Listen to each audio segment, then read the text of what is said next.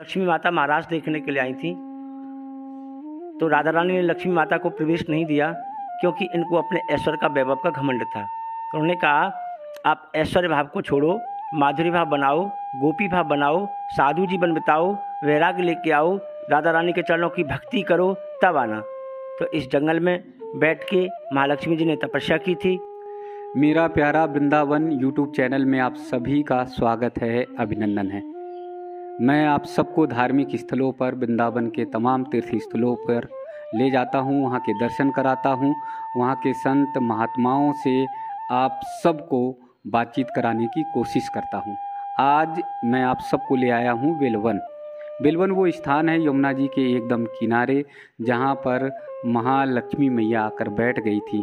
और जानते हैं कि लक्ष्मी माता के आशीर्वाद के बिना कुछ नहीं, हमारे जीवन में अर्थ का होना ज़रूरी है।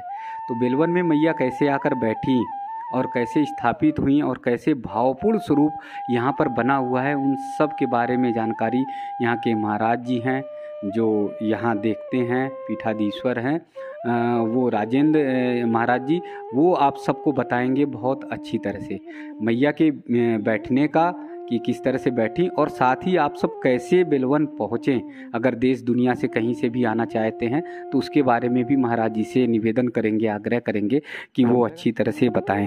महाराज जी बहुत प्रणाम। राधे राधे। बोलो महालक्ष्मी मैया की जय, बोल गोपाल जी महाराज की जय।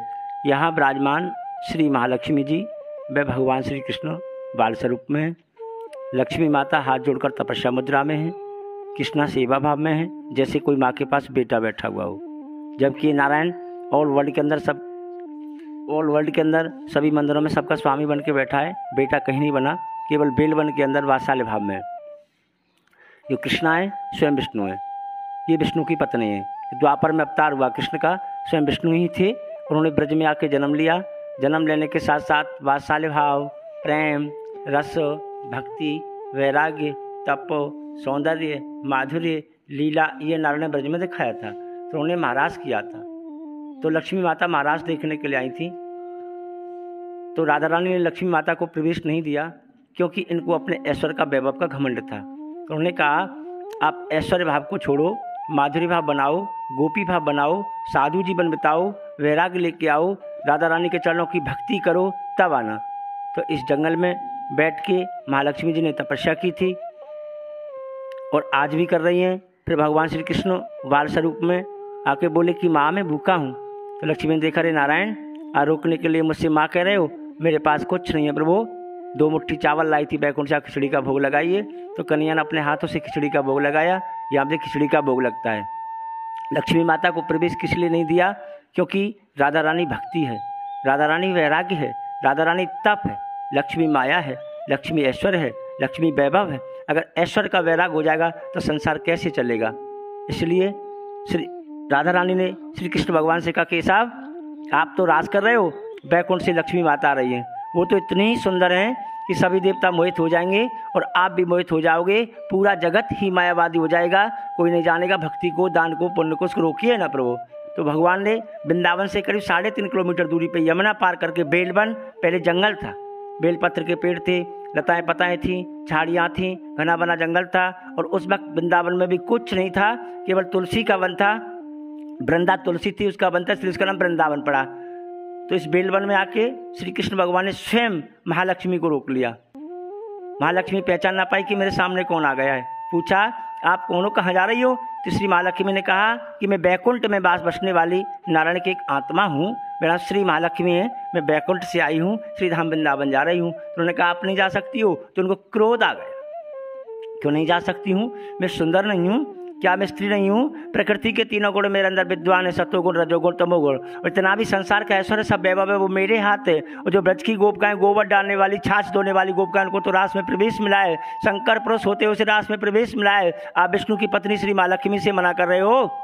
उन्होंने कहा कि आपको घमंड है ना कि मैं माया हूँ, मैं सुंदर हूँ, मैं ऐश्वर्य हूँ, मैं वैभव हूँ। पहले आप ऐश्वर्य भाव के घमंड का त्याग करो, माधुरी भाव बनाओ, गोपी भाव बनाओ, साधु जीवन बिताओ, वैराग्य लेके आओ, तब आना। तो इस जंगल में बैठ के पद्मासन स्थित देवी पर ब्रह्म स्वरूपिणी परमेश्वर जगत माता महालक्ष्मी नमस्तुते पद्मासन में विराजमान होकर तपस्या करने लगी।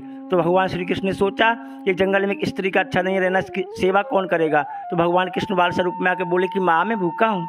तो लक्ष्मी ने देखा रे नारायण आरोकने के लिए मुझसे माँ कह रहे हो, मेरे पास कुछ नहीं है प्रभु। 2 मुट्ठी चावल लाई थी वैकुंठ से, खिचड़ी का भोग लगाइए। तो कन्हैया ने अपने हाथों से खिचड़ी का भोग लगाया। यहाँ पे खिचड़ी का भोग लगता है और पूष मास में हर बृहस्पतिवार को विशाल मेला लगता है। और ये लेख श्रीमद् भागवत के 10वें स्कंद में गोपी गीत में आता है। बोलो महालक्ष्मी मैया की जय। और इस मंदिर का आने का रास्ता वृंदावन से भी आ सकते हैं, इधर अलीगढ़ यमुना एक्सप्रेस से भी आ सकते हैं। माठ की तरफ से निकल के लक्ष्मी जी का ही रास्ता है। महाराज जी ने बड़े ही भाव से लक्ष्मी मैया का पूरा विवरण बताया, कैसे मैया स्थापित हुई, यहाँ पर आई और फिर जो है उनसे कहा गया कि ऐश्वर्यों को छोड़कर मैया आशीर्वाद प्रदान करो। तो लक्ष्मी मैया आज भी यहाँ पर ऐश्वर्य को छोड़कर आशीर्वाद प्रदान करते हैं। तो आप देश दुनिया से कहीं से भी अगर वृंदावन जब आते हैं, महालक्ष्मी मैया का बेलवन में दर्शन करना चाहते हैं तो आप लोग ज़रूर आइए। महाराज जी ने रास्ता बताया है, माठ से आप आ सकते हैं, माठ के एकदम करीब है मैया जी का मंदिर, और साथ ही वृंदावन से आ सकते हैं। अगर आप इधर यमुना एक्सप्रेस वे से भी आना चाहते तो वहाँ से भी आप आ सकते हैं। साथ ही राजेंद्र महाराज जी को भी आप देख लीजिए, अगर कोई और विशेष जानकारी होगी तो महाराज जी से भी आप सब पूछ सकते हैं। तो हमारा प्यारा वृंदावन चैनल में आप सबको ऐसे ही तीर्थ स्थल, धार्मिक स्थलों का दर्शन कराते रहेंगे।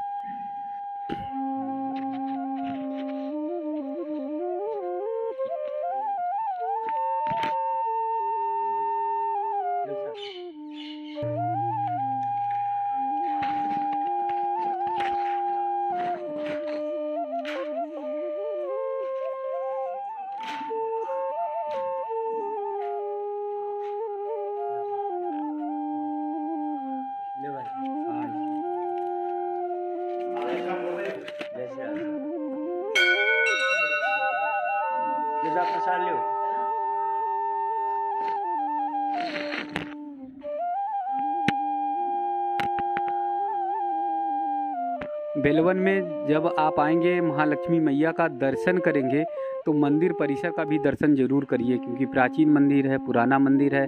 तो यहाँ मंदिर परिसर में जो नक्काशी की गई है वो देखने लायक है, बहुत सुंदर और अच्छी है। अगर आप देखेंगे यहाँ पर तो विशाल जो है मंदिर का शिखर जो है वो बहुत ऊंचे है, और पूरे शिखर पर ऊपर देखेंगे तो एक पताका लहरा रही है, उस पताका को आप देखेंगे, और छत्र मैया पर चढ़ाया गया है वो आपको दिखाई देगा। और धीरे धीरे अगर नीचे आते जाएंगे तो चारों तरफ ये नक्काशी जो की गई है दीवारों में, ये बीम में की गई है, वो बहुत देखने लायक है, बहुत सुंदर आप सबको दिखाई देगी। यहाँ ख़ास बात ये है कि गुजरात से आने वाले भक्तों ने यहाँ पर एक धर्मशाला बनाई हुई है। वो हर दीपावली के समय में यहाँ आते हैं, वो उनकी गौशाला यहाँ पर आप सबको दिखाई देगी। यहाँ आकर वो ठहरते हैं, कुछ दिन भजन कीर्तन करते हैं, मैया का दर्शन करते हैं और फिर भाव से, भक्ति से फिर जाते हैं। तो मुझे लगता है कि गुजरात के लोग अच्छी तरह से लक्ष्मी मैया का पूजन करते हैं, और इसीलिए गुजरात संपन्न है अर्थ में और आर्थिक व्यवस्था में देखेंगे, या उद्योगपतियों में देखेंगे, या देश के करोड़पति लोगों में भी आप देखेंगे तो गुजरात के लोग अग्रणी हैं, आगे हैं। और उसका मूल कारण मुझे यही लगता है कि माँ लक्ष्मी मैया को बहुत अच्छे से, बहुत श्रद्धा भाव से वो पूजते हैं, पूजन करते हैं। दूसरी तरफ आप यहाँ देखेंगे तो आपको यमुना मैया का भी दर्शन हो जाएगा। मंदिर के पीछे यमुना मैया यहाँ से निकल रही हैं, यमुना मैया की धारा आप सबको दिखाई देगी। आप सब दूर से अगर थोड़ी नज़र हो पा रही होगी, क्योंकि थोड़ा यहाँ से करीब 200 मीटर की दूरी है। तो एक धारा बहती हुई यमुना मैया की ये वृंदावन की तरफ जा रही है, और वृंदावन के सी घाट की ओर ऐसे मुड़ते हुए ये धारा निकलती हुई जा रही है।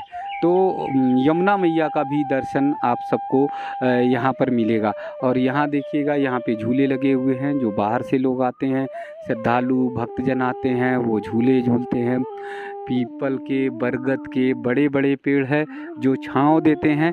और यहाँ पक्षियों की सेवा की जाती है। यहाँ पक्षियों के लिए लोग दाना डाल जाते हैं और जल की भी व्यवस्था की गई है। क्योंकि भगवान श्री कृष्ण जब ने रास रचाया था, महारास का आयोजन किया था, तो उस समय हर जगह पशु पक्षी जो भी थे जंगलों में, वो सब आनंदित हो उठे थे, वो सब भाव से विह्वल हो गए थे। तो इसलिए पक्षियों का ख्याल यहाँ वृंदावन में बहुत अच्छे से रखा जाता है। तो आप सबसे भी निवेदन है, आग्रह है कि बेलवन में माट के नज़दीक जो है मैया का दर्शन करने आप सब जरूर आइए।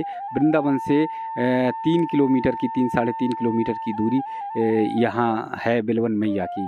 तो मेरा प्यारा वृंदावन यूट्यूब चैनल पे ऐसे ही धार्मिक स्थलों के दर्शन आप सबको लगातार कराते रहेंगे।